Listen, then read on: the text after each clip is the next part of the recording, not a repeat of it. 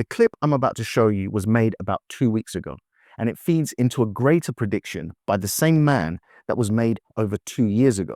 We'll start with this clip and then we'll get further into the details. You're going to want to stick around for this. If Iran were to close off the Strait of Hormuz, it would really be the nuclear option. It'd be worse than a nuclear bomb because it would paralyze the global economy. So most of Southeast Asia, specifically China, Japan, and South Korea, depend on most of its oil and energy from the Middle East. If that were to happen, then these economies were to shudder and they would have to respond militarily, especially China and Japan. That really is the trump card that Iran can play. So I imagine that we still have pretty far to go in the escalation ladder before Iran plays that trump card. And it's just my best guess as to what's going to happen is that Trump's going to authorize airstrikes, and then Iran is going to retaliate against Israel because Israel doesn't participate in the airstrikes. Iran is also going to retaliate against local Middle East allies, including Jordan. And Iran will strike at U.S. bases in the region for its proxies, Hezbollah and the Houthis specifically. I believe there's an escalation ladder, and we have to climb pretty far up in the escalation ladder before Iran closes the Strait of Hormuz. Because if they were to do that, this would basically be World War III. It would draw in a lot of nations, and the consequences, it's not really contained anymore. It would be very unpredictable and unprecedented if Iran were to close off the Strait of Hormuz. From the Chinese perspective, what Trump is really doing is initiating a long-term strategy of strangling China economically. If you read the National Security Strategy, which came out last month, it's very explicit that the United States cannot challenge China in the Southeast Asia militarily. What it's going to do is that it's going to use its proxies like Japan, and it's going to strangle China economically. Now, the problem with China is that its major strength is exports. So if the United States were to close off the first island chain, which is Japan, Taiwan, the Philippines, and if there were a war in Iran, then China would be strangled economically because it could not access oil. So I know that Russia is providing 20% of China's energy needs, but 20% is not a lot. And the reality is that Russia is having problems meeting that demand right now. So it's going to take, 5 to 10 years before the Trans-Siberian pipeline is online and Russia can provide more energy to China. And that's why the United States is going to strike now. From China's perspective, I'm saying this from a Chinese military perspective, that the real reason that Trump is going after Iran is to destroy Chinese economy. So if you're China, you have no choice but to bolster Iran. They're going to send weapon systems. They're going to send financing. They're going to do whatever they can to support Iran. But there are some red lines. So China will not send soldiers, and China will not declare war on the United States. So for those unfamiliar, the person speaking in the clip is Professor Zhang, who is a university lecturer and has blown up on YouTube with his channel Predictive History. And one of the reasons I think he's blown up is because of the accuracy of his predictions so far. He uses game theory and historical context to make these predictions. And we're going to explore the hidden agendas and potential outcomes of the current conflict based off Professor Zhang's 2-year-old prediction of war between the United States, Israel, and Iran. Of course, I'm going to tie it into an African context as that's the focus of this channel. So if you're interested in understanding the war beyond the surface headlines, then this video is for you. If you don't know me, my name is TJ. I'm Nigerian and British mixed. And on this channel, we talk about African geopolitics. So like I said earlier, one of the reasons Professor Zhang blew up online is because he made a series of high quality predictions that ended up being highly accurate. That's aside from the fact that he's articulate and he puts things that you may intuitively know into very easy to understand packages so that they can be well understood. I think the most pertinent prediction for this moment that he has made is regarding Donald Trump. He predicted the inevitability of Donald Trump's second term as president of the United States. He predicted that Donald Trump would escalate conflict with Iran at the behest of Israel. He predicted it would happen within the next 2 to 5 years back in 2024. And the first phase that showed us that he was on the right track was the bombing we saw last year of nuclear sites in Iran. He outlines the justifications for this behavior and most importantly, what he thinks the end game will be. Check out this clip. And that's why I think war between the United States and Iran is very likely in the next 2 to 4 years.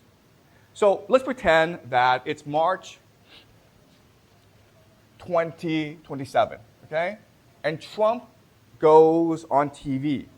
He announces Operation Iranian Freedom, a full-scale U.S. invasion of Iran, along with Israel, Saudi Arabia as its main partners, but The United Kingdom, UK will be involved. Australia will be involved. UAE will be involved. Poland will be involved. First, he says that for the past year, there have been violent protests in Iran. Iran is on the brink of civil war. Therefore, the United States has an obligation to protect the people of Iran. Okay? The people of Iran are praying for freedom and democracy, and the United States, the world's greatest democracy, must give them democracy.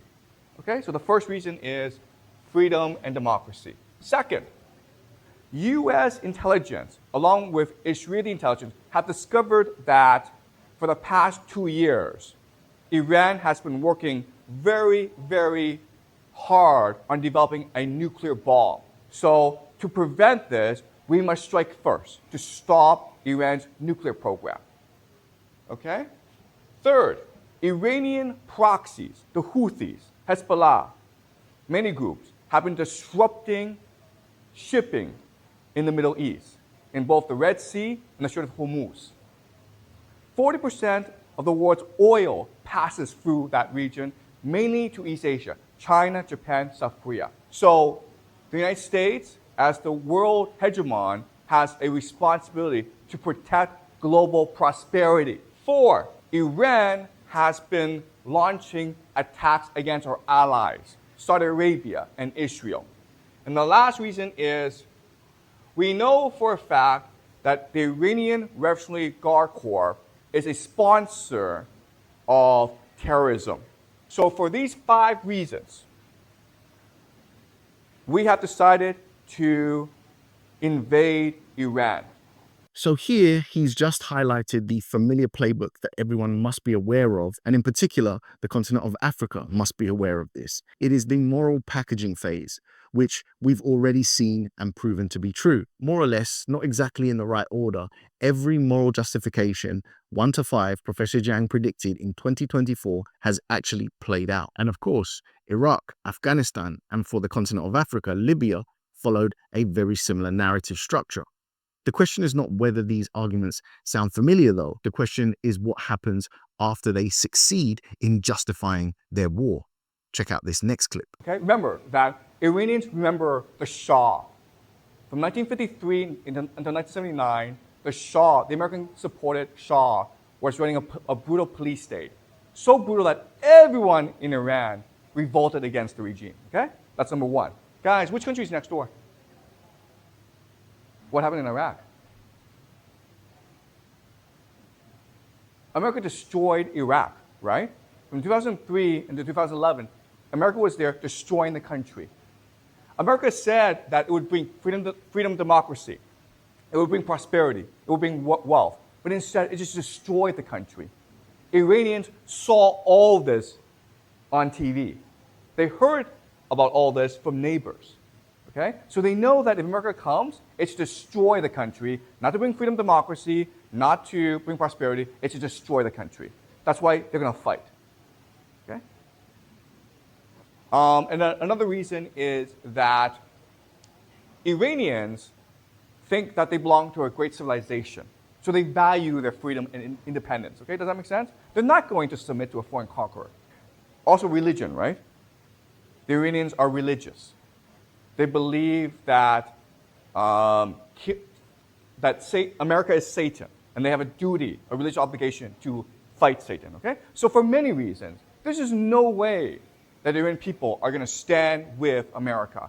You might have a minority, but most are going to resist. You may have noticed that some of the videos on this channel have been removed over the past few weeks. On top of that, some have been demonetized. I've accepted that as a channel that fights for African sovereignty, that pushes back against imperialism and neocolonialism, there's a chance that this channel will be removed altogether. It's already happened to some other significant channels that talk about the same kind of stuff. That's why I asked those of you who want to support this channel to join my Substack. There's a free plan which acts as an insurance because we're connected email to email. So if anything does happen to this channel, we can still regroup and relaunch. There's also a paid tier for those who want to support further. It directly helps sustain this work, and it's the cost equivalent to spending on a cup of coffee about once a month. There's a link in the description below, and I look forward to connecting with you there. So this is where the regime change fantasy collapses. They remember the US-backed Shah, and they watch what happened in Iraq. They have civilizational pride. nationalism, and religion, which all multiplies into a factor of resistance. The idea that populations welcome intervention is structurally flawed. We saw this in Vietnam, we saw this in Afghanistan, we saw this in Iraq. Out of these countries mentioned, I don't think any of these would be called or labeled a success, particularly from the American point of view, although sometimes they try to do so. In some cases, maybe most, the knock-on effects of these conflicts reverberate for decades after they start, creating new disasters and perpetuating a cycle of war. Once people resist, quick victories turn into long occupations. And this is where Professor Zhang's most controversial prediction begins for Iran right next. This is Iran. This is the Strait of Hormuz. Saudi Arabia. Israel is here. Red Sea is here. Iraq is here. Okay? So, in the Strait of Hormuz comes the USS Gerald R. Ford. It's a $13 billion super carrier. Okay? This thing is designed to destroy countries. It is now prowling the Strait of Hormuz to ensure that shipping is safe. America has established air supremacy. It controls the skies. U.S. Navy controls the seas. You have 100,000 U.S. troops in country ready to strike Tehran. The war has been decided. Who has won the war? Okay, obviously this is a trick question. Obviously Iran has won the war. Why? What's the problem with this plan? Okay, this is typical American doctrine, shock and awe. This is how they fight wars. But there's a problem with this plan. What is it? Iran are all mountains. It's a fortress. Okay? Meaning that to get these troops into the country, you have to airdrop them. Once you're in the country, you can't get them out of the country. You understand? Okay, so that's the first problem. They've been encircled. Iran is a population of 90 million people. You will need at least 3 to 4 million soldiers to even think about conquering the country. They've got 100,000 in this country. Okay? And as Jack says, you can't move tanks through mountains. They're not designed for mountain warfare. What are you going to do? Okay? So they can't mass forces, and they've been encircled, and what else is the problem? They cannot be resupplied, okay? They have no supply lines. For them to be resupplied, airplanes have to drop ammunition, food, into the country.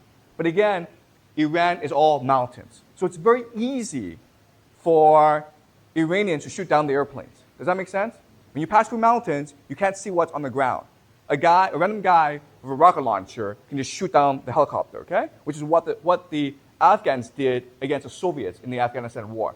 In Professor Zhang's framework, America loses to Iran, not because it cannot bomb or obliterate Iran, but because it becomes strategically trapped. Too few troops to conquer a country of 90 million people. No secure supply lines into the rocky mountainous ranges. Pressure without supply lines and a clean exit, and the ability for anyone to hide amongst the mountains and target aircraft. Essentially what Zhang is saying here is that you can dominate the sky and still lose the war. That is where the sunk cost escalation could begin.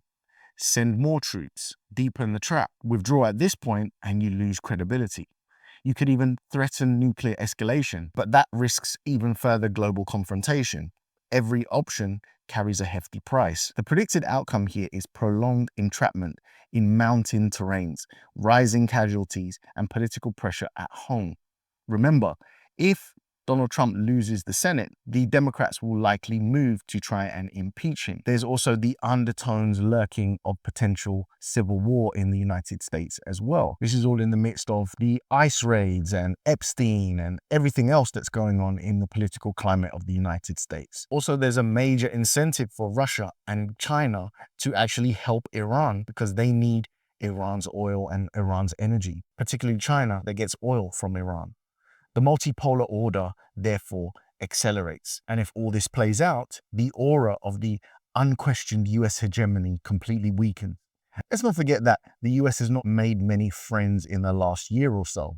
Europe are moving away from them. Even Canada is moving away from them. There is growing negative sentiment against Israel from all of these countries as well. So if you watch Professor Zhang's full lecture An interesting question is then posed. Someone asks, if it is so easy to predict that the United States will have a failure in Iran, then why are they continuing with it?